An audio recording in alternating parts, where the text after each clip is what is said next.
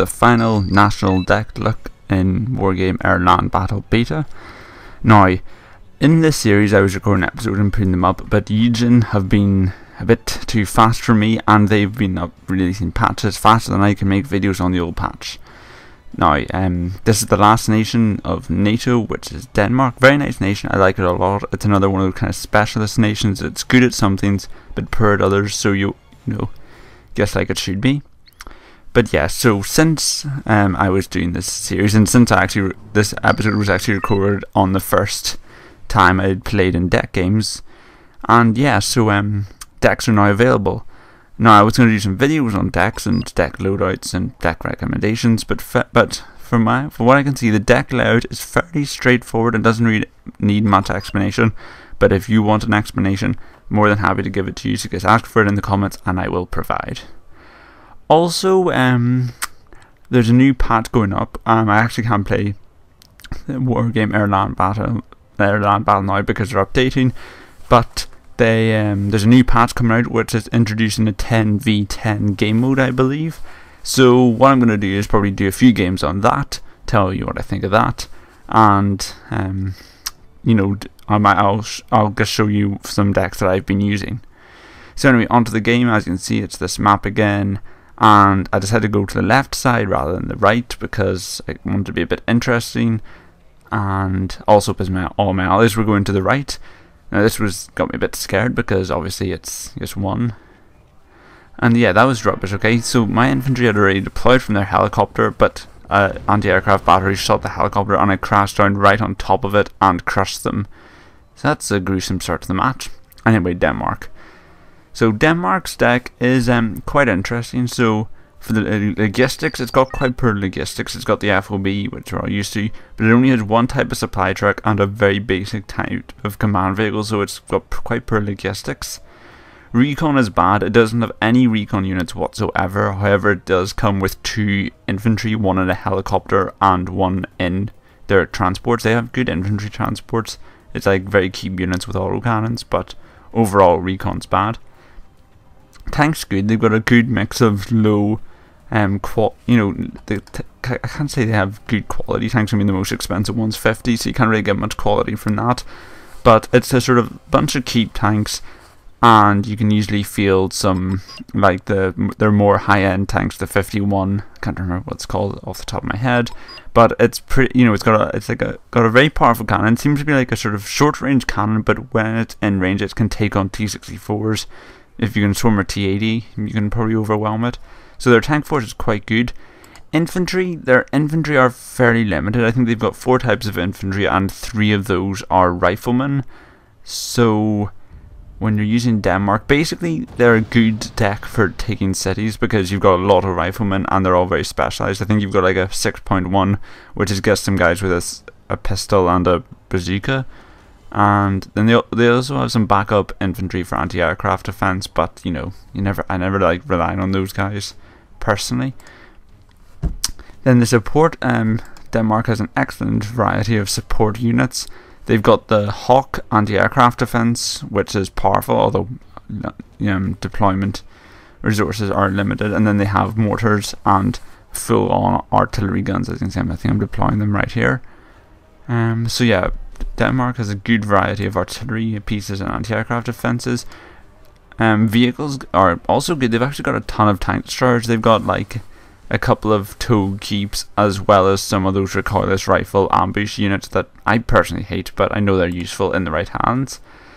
Helicopters, very bad really. All they have is one basic 80 km helicopter, and as you know, helicopters in this era of Airland battle are pretty poor because they can just get swatted by jets immediately. And in terms of jets, Denmark, again, it's specialized jets. Their jets are pretty bad fighter jets. Like, they'll just get torn apart by pretty much any other type of jet in the game.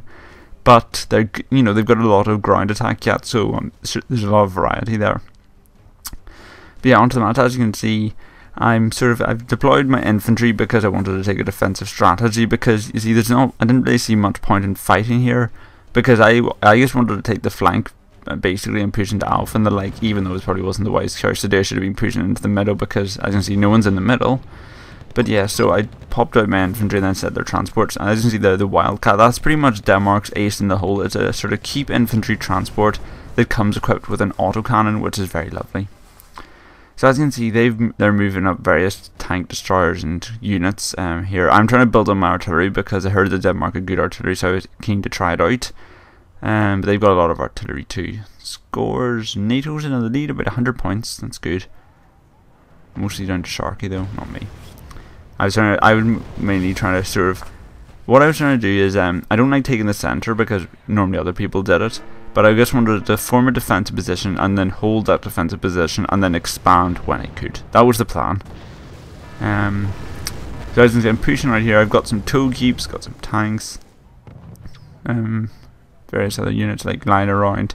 So my plan was to hold this hilltop, you know, and then push into the middle when I felt that my defensive line was safe. Overall, Denmark, I'd recommend they're the best nations for urban warfare and supporting other units and sort of close quarters fighting, because their tanks are good in close quarters, infantry good in urban environments, and artillery and their Hawk missiles and their jets can provide support to the front line. So yeah. That would be my quick 10-second summary of what Denmark's good for. So as you can see, I'm building up the artillery guns as I can field it and just providing a few units. As you can see, some infantry were dropped off by there, and I just fired some artillery shells down there. But yeah, overall, they seem to be building up a lot of tanks on this side. I call in one of the TOW Defender, odd name, but okay. Helicopters to sort of provide some cover, because I thought if they don't have any good anti-aircraft defense. Also, there's some artillery raining down on TOWs. Now that's very effective because TOWs are weak, so the artillery will smash it, and if it doesn't, they'll get stunned, and ATKM units are essentially made redundant if they are stunned or panicked or any sort of psychological impact, because their ATKMs just miss all the time. Also, the connection of this match wasn't that good. I can see it freeze in a bit. Apologies, but you know, that's the problem with live recording. There's quite a bit of anti-aircraft defense building up around here. Allies have pushed into the woods, so we've got sort of the hilltop on both sides, but we haven't really pushed that much further. And they've secured the middle, so that's, you know, a 10-point zone, which is a pretty big advantage. So I wasn't too keen on that. So I can see my allies are sending some combined artillery force, which is sort of breaking up their attack, but I just think they've got a lot of T-64s and T-80s, so it's quite powerful. Remember, this is the era where they're starting to like pick their own units, so we're not seeing national decks that everyone's limited to. So that's a bit annoying, I have to say.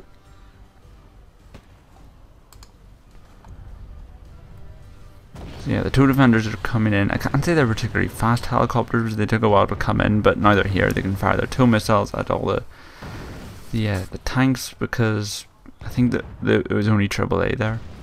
Also, there's some more recon infantry. This is a big limitation of Denmark as a viable faction. They only have these recon infantry to provide you with your recon, and basically recon infantry are not good enough.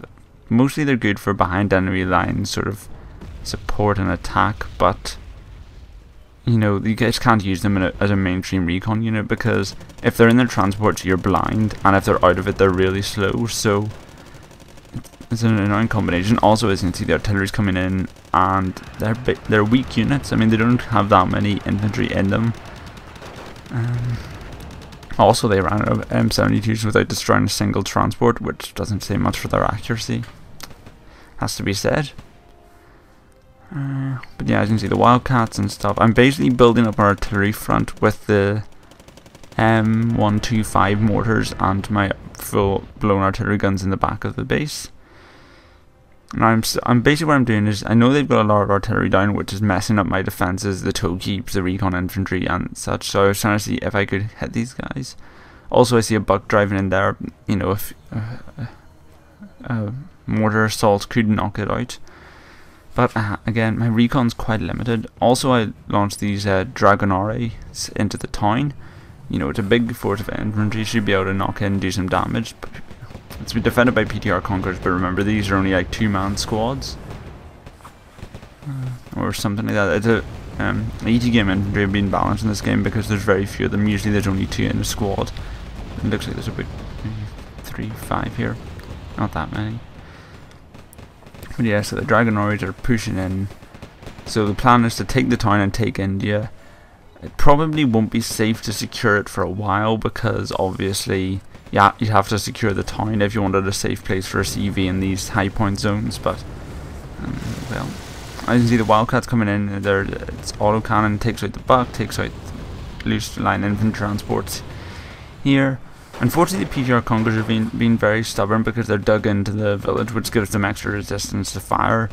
And, you know, the longer they're alive, the more time he can start sending directed artillery assaults on us, which is obviously something you want to avoid. So as you can see, I keep in mind more recon infantry. So at this point here, I've noticed that in my attempt to attack the town, I've sort of neglected the hilltop, and I've left quite a few points to accumulate. So I buy some more helicopters in this to do some to do a bit of searching, and buy a lot of keep tanks. Now, I wasn't impressed by the keep tanks of Denmark, I have to say, but then again, they were going up against some quite high tier tanks. So what do you expect?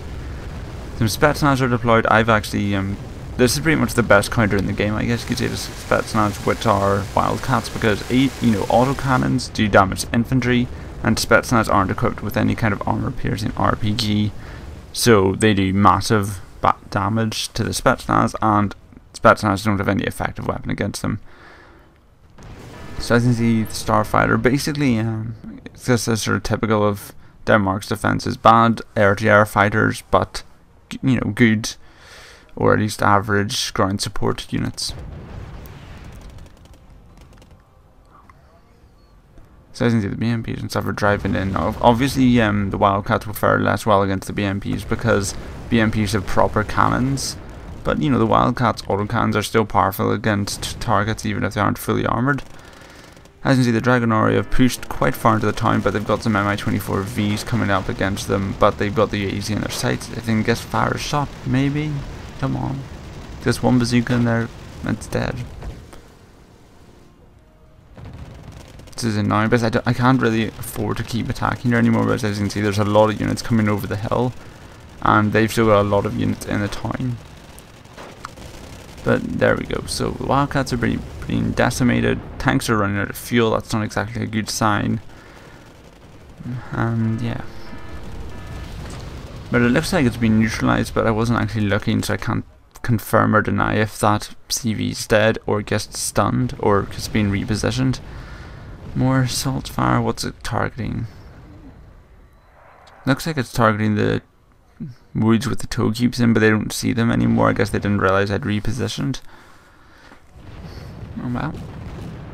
So I'm trying to do some counter battery fire. Obviously the mortars, when they're in range, are quite powerful, so, you know, if I can get a good volley in, I can stun forces. Also, if you notice, there are T62 M1s. I think this is a unit that hasn't been seen yet in any of my Airland battle videos because it wasn't in any of the national decks, but basically the T62 is a pretty cheap and, you know, underwhelming tank, but the M1 variant comes with a very accurate and very powerful AT gem. So think of these as tank destroyers and tanks sort of mixed together. It's a pretty dangerous combination because you've got the cannon and the machine gun, which can take out infantry and keep tanks, and then the AT gem, which can knock out pretty much anything armoured.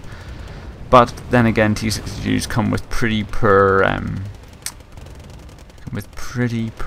what's the word?